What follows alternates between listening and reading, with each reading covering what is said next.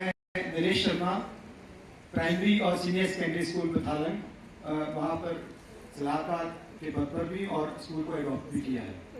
मेरा जो प्रश्न है वो लगभग यहाँ जितने हॉल में बैठे हैं सभी का कॉमन प्रश्न है। किसी का व्यक्तिगत विद्यालय का हो तो अलग से कर सकते हैं। आज का जो मुद्दा है ट्रांसपेरेंसी, अकाउंटेबिलिटी और कम्युनिटी एजुकेशन। अगर जिस विद्यालय में एसएमसी और स्कूल प्रबंधन विद्यालय परिवार पारदर्शिता और ईमानदारी से कार्य करेगा, वहाँ का हर परिणाम जो हमेशा अच्छा होगा। और अब रही बात दूसरी के राइट टू एजुकेशन के अंतर्गत प्रत्येक प्राथमिक पाठशाला में 2 अध्यापक होने चाहिए, जहाँ की लगभग 1 अध्यापक है। सबसे बड़ी जो हमारा जो गिरता शिक्षा का स्तर ही कहेंगे इसको, क्योंकि टीचर तो अच्छे लेकिन ये टीचर कुछ नहीं कर सकता। आपने रिपोर्ट में एक्सेप्ट किया है कि 53% टीचरों की ड्यूटियाँ इधर उधर लगती हैं और 67% जो है स्कूलों में रिक्त पद पड़े हैं। तो मैं इस बारे में भी जितने भी यहाँ पर एसएमसी के प्रधान हैं और विद्यालय प्रमुख जो हैं वो सरकार के ऊपर प्रस्ताव के माध्यम से दबाव बनाएं। और जब जनगणना या अदर ड्यूटी के लिए ठीक है, इलेक्शन भी जरूरी है, लोकतंत्र है, लेकिन अगर इसमें पैसा खर्च होता है तो पैसा अदर एजेंसी को भी दिया जा सकता है। अगर पैसा नहीं देना है सरकार ने तब आप टीचर की ड्यूटी लगाइए, 100% लगा दीजिए अगर पैसा बच रहा है। दूसरी बात, अगर राइट टू एजुकेशन पॉलिसी ढंग से लागू होती है तो शायद हमारे बच्चे पलायन करके प्राइवेट स्कूल की तरफ को नहीं जाएंगे। दूसरी बात आती है विद्यालयों में सफाई व्यवस्था, कॉम्प्लेक्स की सफाई व्यवस्था। हमारे प्रधानमंत्री जी, मुख्यमंत्री जी अलग अलग राज्यों के बोलते हैं कि बच्चों से काम करवाना चाहिए, लेकिन हमारी मीडिया और हमारे जो अधिकारी वर्ग है जिनके पास पावर होती है वो उसका गलत इस्तेमाल करते हैं। विद्यालयों के आसपास यदि बच्चे सफाई कर रहे हैं, उनको अगर ये शिक्षा नहीं देंगे, ये हमारे इसका अंग है, तो वो गलत बात है। कई बार मीडिया वाले आ जाते हैं कि आप बच्चों से सफाई करवा रहे हैं। अगर आप इतने जागरूक हैं तो आप कैमरा नीचे छोड़िए और सफाई करिए। अब स्कूलों में जैसा कि पहले भी नरेश जी ने एक मुद्दा रखा कि सफाई कर्मचारी नहीं है, हमारे विद्यालय में भी सफाई कर्मचारी नहीं है। हम 4000 रुपया देते हैं, एक महिला को रखा है, जिसमें हमारा स्टाफ और पेरेंट्स सब बराबर पैसा, लगभग 1500 रुपये स्टाफ और 2500 रुपया जो है पेरेंट्स देते हैं, और हमारा विद्यालय डेली 2 घंटे को साफ करते हैं। अब आती है बात तीसरी कि बच्चों के अंदर डर।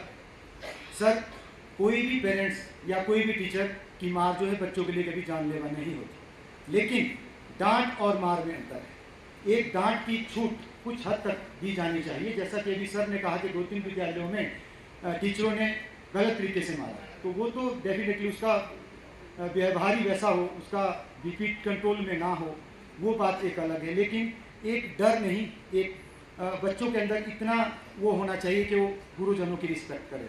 स्कूलों के बच्चों का माहौल इतना हो गया है कि बच्चे बदतमीजी कर रहे हैं, तो क्या हमारी सरकार या विभाग बच्चों को बदतमीज बनाना चाहता है?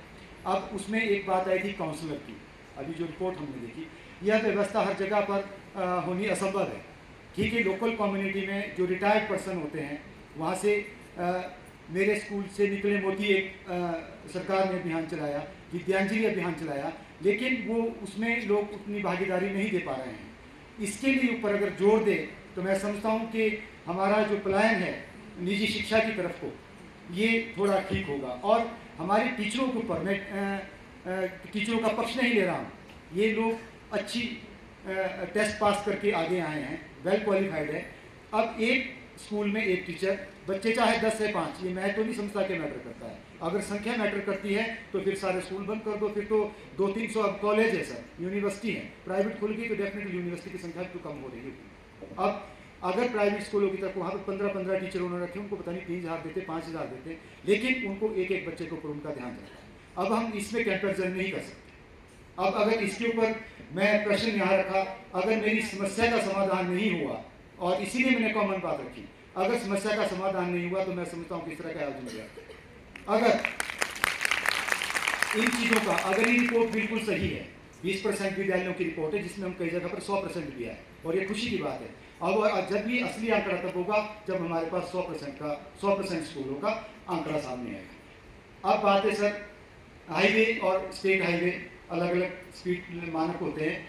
कई स्कूल सर नेशनल हाईवे के किनारे हैं, हमने सैकड़ों बार हाईवे अथॉरिटी को लिखा, लेकिन वहाँ स्पीड ब्रेकर नहीं लगता। जिस वजह से कई जगह पर दुर्घटनाएं होने से होती भी हैं और बचती भी है। अब हमारे वहाँ ठीक है, मैं किसी कानून के खिलाफ नहीं बोल रहा हूँ, नेशनल लॉ यूनिवर्सिटी है 16 मील के पास, क्या वहाँ के बच्चे अलग हैं और हमारे स्कूलों के बच्चे अलग हैं? ये भिन्नता क्यों?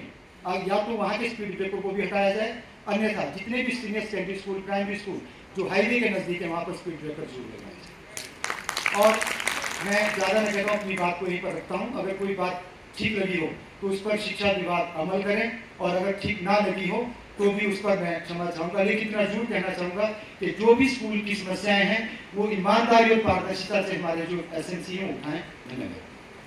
तो प्राइमरी के साथ जोड़ा गया है, लेकिन उन बच्चों की संख्या को प्राइमरी में क्यों नहीं जोड़ा जा रहा? क्या वो बच्चे उसका हिस्सा नहीं है? अगर वहाँ या तो वहाँ पर टीचर दिया जाए। सर, प्राइमरी स्कूल में प्री प्राइमरी के बच्चों की इनरोलमेंट भी वहीं पर है, संख्या जो भी हो, लेकिन उनकी लाइबिलिटी उन टीचरों के ऊपर पूरी है, लेकिन वो उसमें काउंटिंग में नहीं है। ऐसा क्यों? अगर उनको काउंटिंग में लिया जाए तो वहाँ पर आपको टीचरों की संख्या बढ़ेगी, और अगर उनको काउंटिंग में नहीं लेना है तो वहाँ पर टीचर इमीजिएट होगी है। अगर अभी कुछ एक जगह पर ऐसा हुआ कि एक टीचर है हमारे विद्यालय में और संख्या जो भी है 21 जो भी गवर्नमेंट ने निर्धारित की है, लेकिन अब जो बच्चे चाहते हैं कि यार हमें अच्छी शिक्षा देनी है और सरकारी में ही देनी है, लेकिन जब वहाँ टीचर कम होगा तो प्लान कर रहे हैं कि अगर आप एक हफ्ते में, एक महीने में टीचर लाते हैं तो ठीक है, अन्यथा हम जो है प्राइवेट स्कूल की तरफ हो जा रहे हैं। और इसके भी कुछ ना कुछ मानक होते होंगे। तो सर, इस पर ट्रांसपेरेंसी से अगर ये निर्देश स्कूलों को है, एसएमसी को है, तो इसके ऊपर डिपार्टमेंट भी अमल करें। धन्यवाद।